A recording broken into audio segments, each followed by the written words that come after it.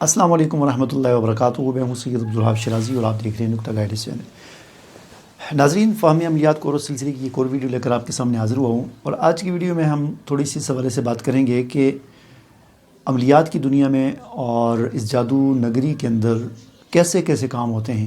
اس حوالے سے خیر ایک بہت ہی تفصیلی مضمون میں نے اپنی کتاب میں لکھا ہے. انشاءاللہ جب کتاب چھپ جائے گی تو آپ وہ پڑھ لیں گے.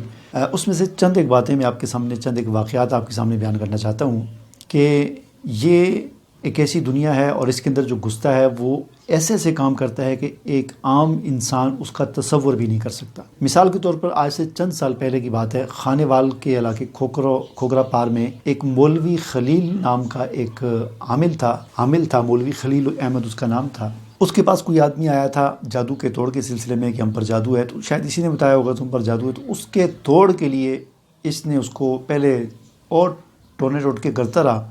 جب نہیں ہوا تو آخر میں اس نے کہا کہ تمہارا جادو تب ٹوٹے گا جب تم ایک انسانی جان کی بینٹ چڑھاؤ گے، یعنی ایک انسان کو قربان کرو گے. چنانچہ وہ شخص بھی پاگل ہوا تھا، تو اس نے انسانی جان کی بینٹ چڑھانے کے لیے ایک 8-9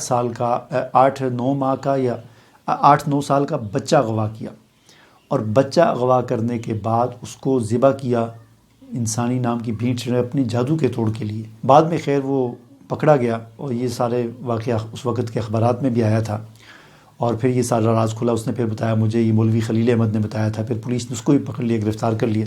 عرض کرنے کا مقصد یہ ہے کہ یہ ایسی دنیا ہے، شیطانی دنیا، اور یہ ایسے شیطان ہیں مولویت کے نام پر بیٹھے ہوئے ہیں، مسجدوں میں بیٹھے ہوتے ہیں بعض اوقات، اور اس قسم کے یہ کام کرواتے ہیں. یہی وجہ کہ میں نے بارہا اپنی ویڈیوز کے اندر یہ بات عرض کی ہے اور حکومت سے اپیل کی ہے کہ ہمارے ملک میں سالانہ کئی ہزار واقعات بچوں کے اغوا کے ہوتے ہیں، اور 99% یا 90% واقعات ایسے ہوتے ہیں کہ جس میں بچہ اغوا ہونے کے بعد اس کی لاش ہی ہمیں ملتی ہے. پتہ چلتا ہے کسی نے گلا دبا کر مار دیا، کسی نے ذبح کر دیا، تشدد کر کے مار دیا. تو یہ بچوں کے اغوا کے بعد قتل ہونے کے جتنے بھی واقعات ہوتے ہیں یہ جادوگر کرواتے ہیں، یہ عمل کرواتے ہیں.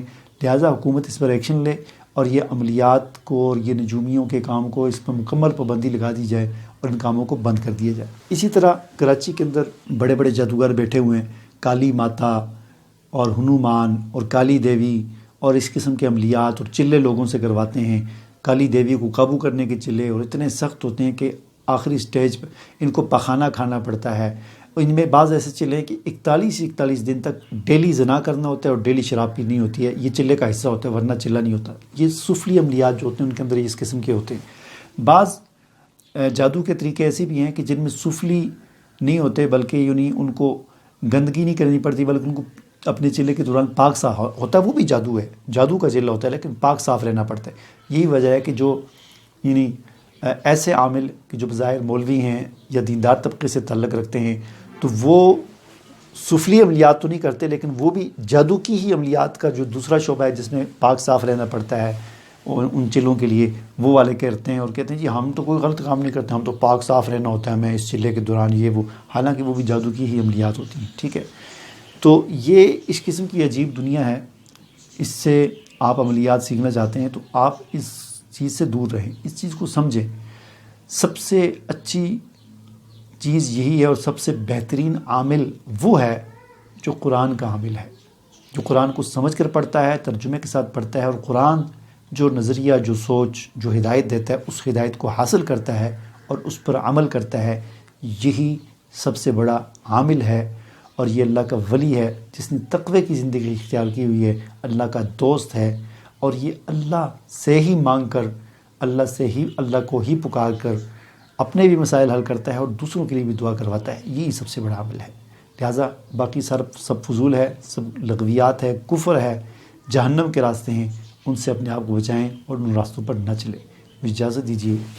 اللہ حافظ.